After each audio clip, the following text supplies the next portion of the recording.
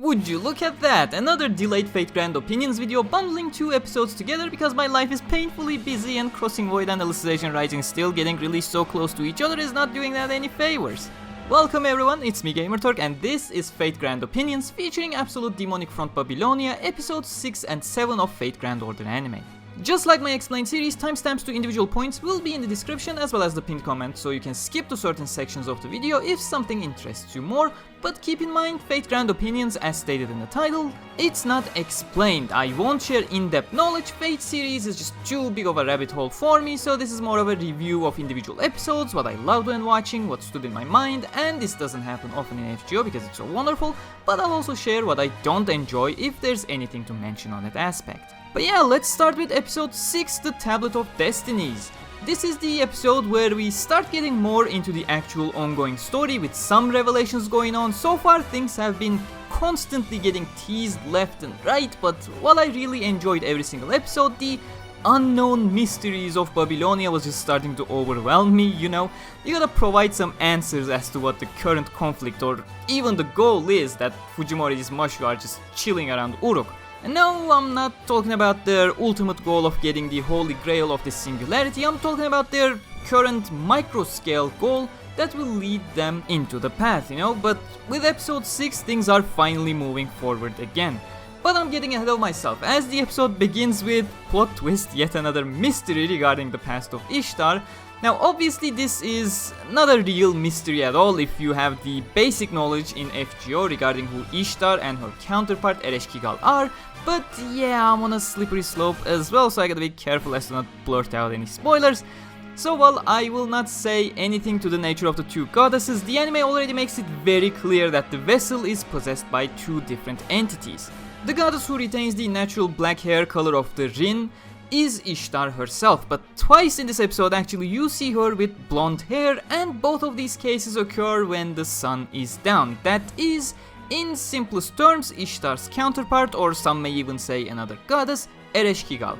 You have already seen both of them in the opening separately, but of course a simple Google search on those names, whether in Fate universe or in Babylonian mythology, is going to provide you a whole lot of answers and spoilers regarding the powers and their jurisdiction.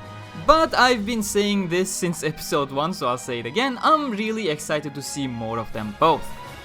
I really enjoyed the small talk between Gilgamesh and Fujimaru and Mashu, like how the duo find the explanations of Gilgamesh to be unreal as they are from a completely different, let's say quote-unquote mythology, while Gilgamesh simply returns the sentiment to the two, stating from where he's looking, it's exactly the same regarding the duo, just gives you a neat perspective on the topic of beliefs without getting into the controversial stuff. But to talk about what happened in the city after the goddesses awakened is a great hint towards the nature of the goddesses, so do keep that in your mind. I don't know if this is gonna be an unpopular opinion or not, since I am not all that knowledgeable about the FGO's fanbase, but I really love the moment between Ushiwakamaru and Fujimaru. I was never a fan of Ushi in the game. I mean, she's a 3-star servant, her art I find to be bland, her voice was not expressive, but goddamn, she's one of my favorite characters here in the anime. Her voice is just so special and her feelings in general really feel genuine, that makes me admire the character. And Ushi certainly does intend to stick to her promise. The underworld scene kinda caught me off guard though, it was great. I wasn't expecting a jump scare to arrive like that, but I certainly also did not expect Fu to take charge. As the cute fluffy little dog-like thing he is, I sometimes do forget what its true nature is, but we'll get there in a bit. Once we're back above though, I have to say, I love Merlin, but fucking hell, his secrecy is exhausting. I really feel like I'm torturing myself here every single week just because I have been skipping stories in FGO since Okeanos, as Merlin's wake shenanigans just keep me guessing what truly is happening. Like, he does have very solid ideas, he has a perfectly understanding perspective there, but he's never stating any of them. Like, I totally understand why Fu is constantly punching him. He's a really fun character though, just like everyone else. I'm just saying, I wish I would have experienced the story instead of skipping it in the game, and now it's too late for me to go back to all of that. But we got our weekly fight sequence, and unsurprisingly, it did not disappoint at all. I particularly love that it is fucking Merlin of all people who accuses Ishtar of cheating and asking her to fight a fair battle. I swear, it just has the best punchlines in every single battle. Just one minor complaint, I don't like how they're changing Eresh and Ishtar on a whim, like I'm talking about not having a proper transition between the two. The one at the beginning of the episode as she changes behind a pillar feels good enough of a transition, it feels natural, but the bit at the end of the episode, it literally just changes between two frames in an instant, like, just feels weird to me, but yeah, that's a nitpick. Great episode, Ushi's admiration and Anna's thrill are the highlights for me here. Episode 7, however, I don't feel so confident about this episode. It feels like an incomplete episode to me. Something is terribly off with the pacing. It overall feels like it had a lot more to show as well as tell, but it simply didn't, as if it was a 30-minute episode crunched into 20 minutes of screen time. Even trying to buy more time by not having an ending sequence didn't fix that. I'll be more clear regarding that in a bit, but yeah, I like when the episode hints at other things, like we once again start with the King of Mages Nightmare that highlights the goal of Grand Order to reach the final Singularity Solomon. It's nice to have these overarching goals being sprinkled around the isolated Singularity narrative.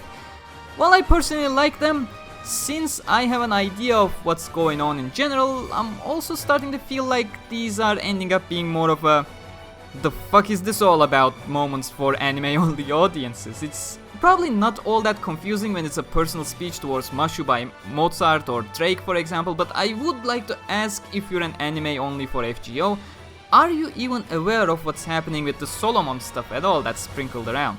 Because I feel like if you never played FGO to have a basic understanding like some of us do, these are things that just randomly seem to appear in the anime. So yeah, just wanted to hear your opinion on that. But again, that sentiment is appearing in this video of mine because overall the episode felt like it was missing something, so this worry of mine is probably being fueled further by that. What do I mean? Well, after the opening sequence, Merlin explains how Fujimaru simply fell into sleep after reading the Tablet of Destinies we acquired in episode 6, and when watching this, I had to stop everything and think what happened in the last episode, because certainly dropping dead into a sleep does sound like something big that one would remember, and I thought I had forgotten what I watched last week. I didn't, it's just that we simply jumped in time without seeing it at all. And it's not just that, the narrative overall seems to be jumbled a little in this episode. We suddenly go to the wall, we return to the house, but then the same knight seems to be in the wall tent all of a sudden. Then Leonidas' army is given to Fujimaru all of a sudden, and they go out because suddenly Gilgamesh wanted them to investigate the castle town ahead. The episode just feels like a combination of sudden shifts. I can't be the only one who thinks there was something wrong with the pacing here. But anyways, that was one of my rare actual complaints about the FGO anime. It may have been my first major complaint actually since I started the series, so I'd say that's pretty good, reaching episode 7 without a complaint from me. Good job, Cloverworks, good job. But regardless, Merlin and Anna's talk over the wall, I really enjoy. It's not that I get the entire context of their conversation, as it's meant to act as a hint for the future, but personally, knowing the true nature of Anna really helps understanding where the convoy is coming from. I, of course, won't spoil you that. I'm just saying, these kinds of seemingly random conversations, do keep them in the back of your mind. It's a sad little moment for both Anna and Merlin, and the subtle music is really nice as well. But with that, we move on to the final scene. Did I mention I love Merlin and Anna's characters before? Her enthusiasm and his casualness is truly enjoyable, and the fact that Fu is trying to ensure Merlin takes it seriously is just a great touch. But as I said, even Enkidu grows aware of Anna's importance to the plot, and it's really nice that Fu is not your typical pug with a stupid face who has no idea what is happening, although in hindsight, it's me who feels like the pug with a stupid face who has no idea what's going on, as I have no idea what Fu did with Anna. I mean, sure, Fu rescued her, but where are they now? I guess that's a question for the future as our gigantic monster of the week shows up. Now the key detail here is, and for once in the series I'm gonna act like this is an explained episode because I do have the necessary knowledge to a certain extent, is that while Enkidu refers to the giant serpent lady as Tiamat, and so does she refer to herself as Tiamat, which means she should be a beast class entity in Fate terms. To give those of you who are not familiar with the extended classes of FGO, we do have quite a lot of classes in FGO. The standard classes are the main 7: Saber, Lancer, Archer, Rider, Caster, Assassin and Berserker. However, there are a bunch of other specialty classes that appear under certain circumstances. Mashu, for example, is a Shielder class servant, whereas Jeanne d'Arc, that you may recognize from Apocrypha, is a Ruler class. Simply put, beast classes are special entities that symbolize 7 evils of man. Yes, I specifically looked that up from the FGO Wikia for that simplified explanation, which was much better than how I would explain them in a very convoluted manner, including a bunch of spoilers otherwise. However, if you watch carefully, Merlin is already suspicious about the so-called Tiamat, stating it's not a beast but a servant, and requests an analysis from Dr. Roman states that it's a divine servant that is of Avenger class. So, based on that conclusion alone, it suffices to say that the entity here is not Tiamat, not the physical entity that is present in this scene at the very least. But yeah, I guess it can only be described as fate that I finished this episode as if it was an explained episode. Top quality joke there.